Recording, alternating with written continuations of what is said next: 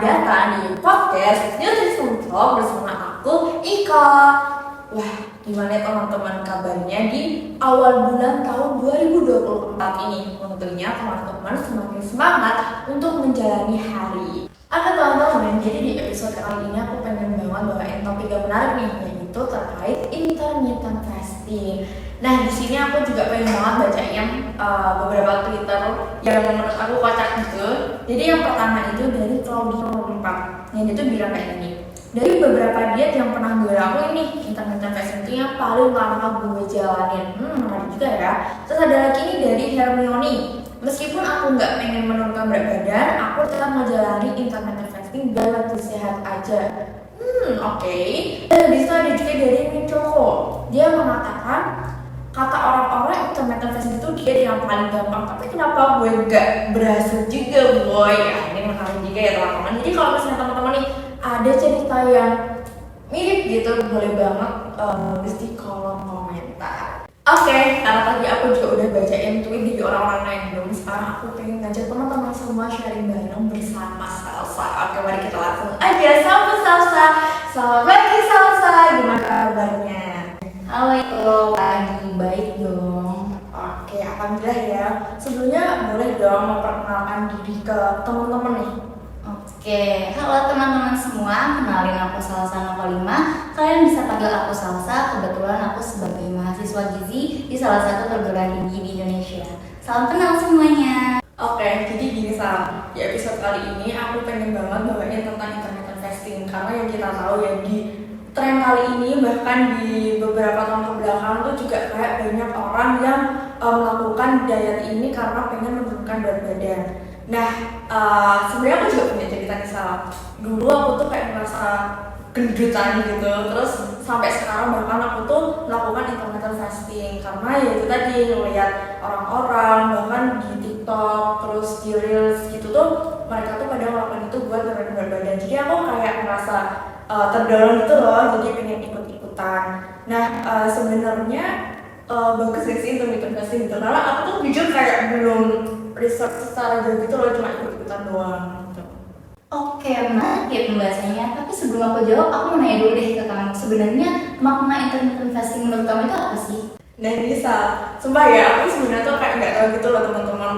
Kalau misalnya intermittent fasting itu apa, cuman yang aku tahu ya intermittent fasting itu buat nurunin berat badan. Karena ya tadi tuh orang-orang kan pada nurunin berat badan gitu kan. Nah terus yang aku tahu juga, yang aku jalanin juga, kayak kalau misalnya kita puasa kita nggak makan apa-apa, nah kalau misalnya nggak puasa baru deh kita makan selain yang biasa gitu. Oke, mungkin itu yang kamu sebutin tadi bisa jadi salah satu metode dari intermittent fasting. Tapi sebenarnya nih, kalau misalnya aku boleh lurusin, intermittent fasting itu sebenarnya nggak cuma kita puasa aja nih, tapi dia itu kayak suatu pola makan di mana kita tuh mengurangi asupan kalori kita jadi lebih sedikit atau bahkan kita tidak makan sama sekali dalam periode waktu tertentu, dan itu tentunya harus dijalani dengan cukup teratur gitu ya. Nah jadi kan kalau misalkan diet pada umumnya itu mungkin fokusnya adalah ke arah pengurangan porsi nih misalnya. Tapi kalau di intermittent fasting justru fokus dia adalah di penjadwalan waktu makan. Nah jadi penjadwalan waktu makan itu nanti bakal berpengaruh nih, berdampak pada penurunan asupan kalori tubuh kita di hariannya. Nah nanti makanya kan kenapa sih hal itu bisa terjadi, karena lambung kita ini kan punya daya tampung yang terbatas ya, jadi nggak bisa langsung dimasukin dalam jumlah banyak di periode waktu tertentu gitu. Makanya nih kenapa intermittent fasting itu jadi alternatif yang tepat nih buat teman-teman yang mau nurunin berat badan. Jadi gitu ya Sal, berarti kita tuh nggak ke jumlah makan, tapi kita tuh lebih ke waktu makan. Iya betul banget nih kok, tapi kamu juga harus tahu nih kalau ternyata metode intermittent fasting itu nggak cuma satu metode, tapi banyak metodenya yang bisa dilakuin. Tapi jujur deh Sal, kayak aku tuh sebenarnya tuh nggak ngerti itu loh metode apa yang aku lakuin. Cuman yang pasti aku tuh kayak yang sehari itu aku full nggak makan apapun, bahkan untung nggak. Terus baru yang seharinya aku nggak puasa atau makan selainnya gitu sih. Emang apa aja Sal metodenya tuh? Oke, mungkin aku coba sharing beberapa ya. Jadi yang pertama tuh sebenarnya ada metode 52, di mana 5 hari ini kita tuh boleh nih bebas makan apa aja kayak like biasanya aja, tapi di 2 hari ini kita tuh makannya dibatasi. Mungkin sehari bisa cuma 1 porsi nih. Dan itu tuh biasanya sekitar 500 sampai 600 kalori. Terus ada yang namanya eat stop eat. Nah, mungkin metode ini tuh hampir mirip sama yang aku jalanin sekarang. Tapi dia ini metodenya adalah 24 jam dia tuh puasa full, mungkin sekitar 1 atau 2 kali per minggu, dan setelahnya atau selain dari hari itu kita bisa makan sepuasnya. Nah, dan yang terakhir ada metode namanya 16/8, di mana waktu pembagiannya itu 16 jamnya itu berpuasa dan 8 jamnya itu kita bebas makan apa aja gitu kok.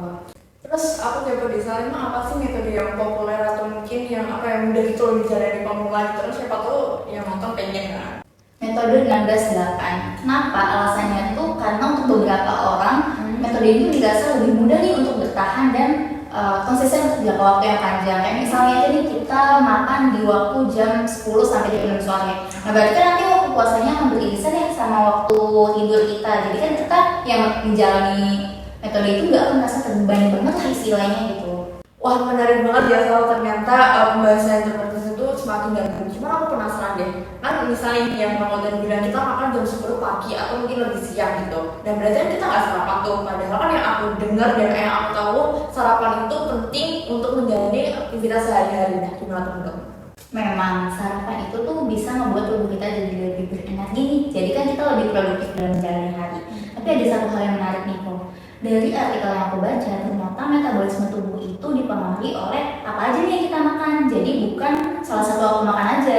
Jadi kalau kita nggak sarapan nih, bukan berarti itu bisa menentukan pola makan kita itu baik atau enggak. Jadi yang lebih berpengaruh itu justru malah lebih apa yang kita makan. Nah, makanya pola makan itu baik itu sebenarnya diatur sesuai dengan kebutuhan dan kemampuan individu masing-masing.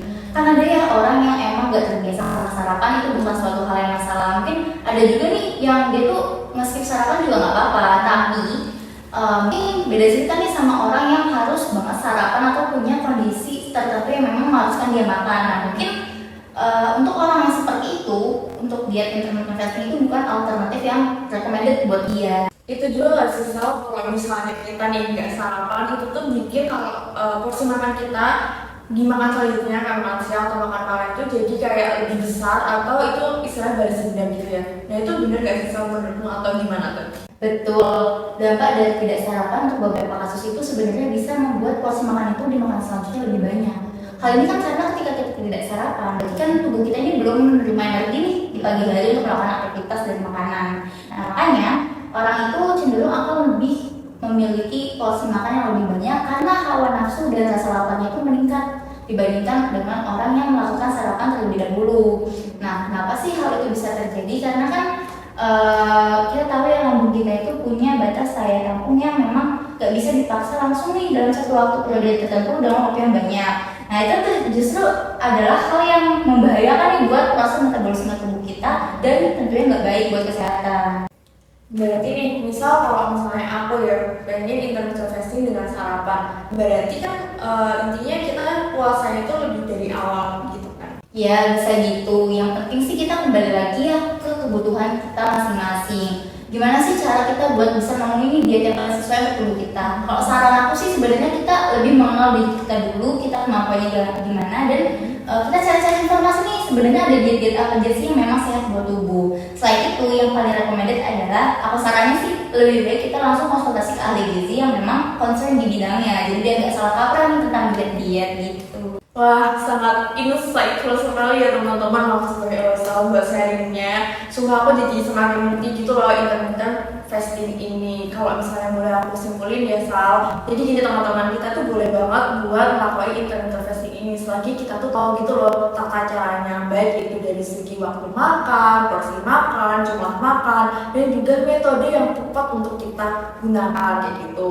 Terus kalau misalnya kita melakukan diet ini, alangkah baiknya kita juga melakukan sarapan gitu, karena yang kita tahu tadi sarapan itu sangat baik untuk kita beraktivitas dan juga menjaga porsi yang seimbang gitu. Bener Salsa? Betul banget. Oke, makasih banget ya Salsa buat sharingnya kali ini, dan mungkin kita bisa menyapa di teman-teman buat episode selanjutnya.